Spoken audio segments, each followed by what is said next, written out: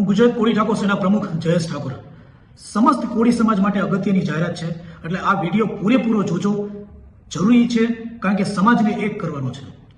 હવે જાહેરાતમાં એવું છે કે જે આપણા સમાજમાં જે તળપદા, ચુવડિયા, ઘેડિયા કે ડિવેચા, તમામ સમાજમાં, તમામ પેટા જ્ઞાતિમાં એક અલગ પોતાનું બોર્ડિંગ, હોસ્ટેલ, સંસ્થા, વાડી આ બધું બનાવેલું છે. તો એની અંદર એક એવું આપણે સંગઠન રચવું છે, એવું વ્યવસ્થા રચવી છે કે સમસ્ત કોળી સમાજ આનો ઉપયોગ કરી શકે, અને એ જો સમસ્ત સમાજ ઉપયોગ કરશે તો કોળી સમાજ એક થશે. તો જ્યાં પણ આ વાડી છે, જ્યાં પણ આ બોર્ડિંગ છે, જે પણ પેટા જ્ઞાતિઓનું છે, ત્યાં સમસ્ત કોળી ઠાકોર સમાજનો બોર્ડ લગાવવામાં આવે, જેની અંદર સમસ્ત કોળી સમાજ ઉપયોગ કરી શકે.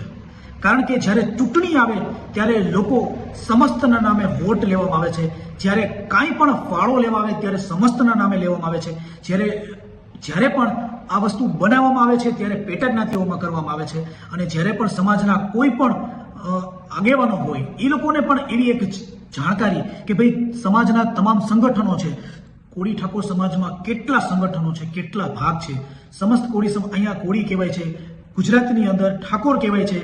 તો આ લોકોને એક કરી એક જગ્યાએ આપણે ચલાવશું તો સમાજ એક થશે. તમામ સમાજ એક થઈ ગયો છે, તમામ સમાજ, કોઈના નામ નહીં લઉં પણ તમામ સમાજ એક થઈ ગયો છે. જો આપણો આ કોળી સમાજ, જે ઠાકોર સમાજ, કોળી ઠાકોર સમાજ એક નહીં થાય તો કાલ સવારે રાજકીય પણ આપણને નડશે અને આપણા બાળકોને પણ નડશે. તો તમામ લોકોને એવી વિનંતી છે કે આપણે સાથે મળીને, હું એક નહીં પણ તમામ સંગઠનો સાથે મળીને જે પણ સંસ્થા, જે પણ બોર્ડિંગ, જે પણ હોસ્ટેલ, જે પણ વાડી, એની અંદર સમસ્ત નામનું બોર્ડ રાખે. જે છે ચુવાડિયા હોય તો ચુવાડિયાનું, તળપદા હોય તો તળપદાનું, ઘેડિયા હોય તો ઘેડિયાનું, એમ ચલાવે છે. પણ એની સાથે સમસ્ત કોળી ઠાકોર સમાજનું એક બોર્ડ રાખે કે જેનાથી તમામ સમસ્ત કોળી સમાજ એનો ઉપયોગ કરી શકે. અને આની શરૂઆત તમામ સંગઠનોને ભેગા મળી અને કરવાની છે. બધા હરેક વિસ્તારોને, હરેક જિલ્લાની અંદર આ ગોઠવણી કરશું. અને જેની અંદર એવું કોઈ જબરદસ્તી પણ નથી કે જે લોકોને નથી જોડાવવું, જે લોકોને એક પેટા જ્ઞાતિનું રાખવું છે તો સમસ્તમાં એને જોડવું જ છે, એવું જરૂરી નથી. જે લોકો ન જોડાવા માંગતા હોય એને આપણે જોડવા પણ નથી. જે લોકો ન જોડવા માંગતા હોય એ લોકોને ખાસ એવું આપણે કરશું કે ભાઈ તમે સમસ્ત કોળી સમાજમાં નથી આવતા, તમે તળપદા હોય કે ઘેડિયા હોય કે ચુવાડિયા હોય કે ડિવેચા હોય, કોઈ પણ કોળી હોય, એ લોકો આ સમસ્તમાં ન માનતા હોય તો એને અલગ કરવામાં આવશે.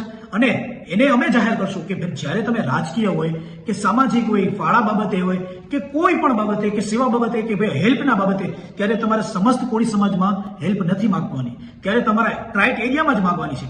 એને સમાજમાંથી દૂર નહીં કરવું, પણ એને જાહેર કરશું કે તમે સમસ્તમાં નથી આવતા. અને જે સમસ્તમાં ન આવતા હોય એ લોકોને સાઈડ કરી એ લોકોને આપણે સમાજમાં જાહેર પણ કરી દેશું.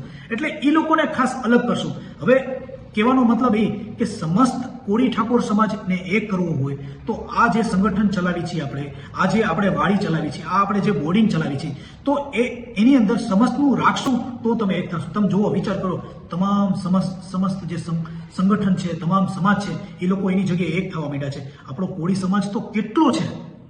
જો એક નહીં થાય અને આવી રીતે ભાગલા કરીને બેસીશું તો રાજકીયમાં આપણે આગળ કંઈ નહીં કરી શકશું અને સામાજિકમાં આપણે કંઈ નહીં કરી શકું, અને આપણો સમાજ એમનેમ જ ગરીબ થતો રહેશે. તો જે અંદર રાજકીય રોટલા શેકવા માટે જે પેટા જ્ઞાતિઓને લઈ અને અલગ અલગ કરી રહ્યા છે ને, એ લોકોને ખાસ તમે નજરમાં લ્યો અને એને નજરઅંદાજ ન કરો. એને તમે જે લોકો અલગ કરી રહ્યા છો એને અલગ કરાવો.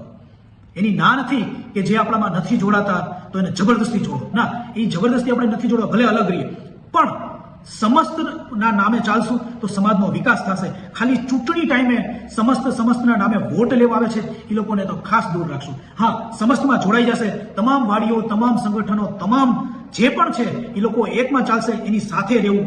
સમાજને પણ હું એવો જ મેસેજ આપું છું કે જે સમસ્તના નામે ચાલે તમે એની સાથે ચાલો, જે પેટા જ્ઞાતિઓમાં ચાલે છે એની સાથે ન ચાલો. કારણ કે આવતો સમય સમસ્તના નામે જ ચાલવાનો છે.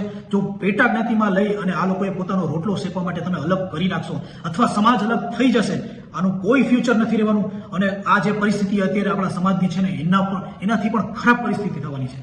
તો લોકોને ખાસ એ મારી મેસેજ છે કે આ સમસ્તના નામે ચાલો. બીજું કે જેટલા પણ સંગઠનો છે આપણે બધા સાથે મળીને ભેગા થઈને આ કેવી રીતે માળખું ગોઠવવું, ક્યાં કેવી રીતે આપણે લોકોને મળવા, ક્યાં કેવી રીતે સંગઠનને ભેગા કરવા, ક્યાં કેવી રીતે વાડીમાં આપણા સમસ્ત કોળી ઠાકોર સમાજનું બોર્ડ લગાવવું, આપણે સાથે ભેગા મળીને ચર્ચા કરશું. પછી એક સાથે એક સમયે આ બધું કરશું.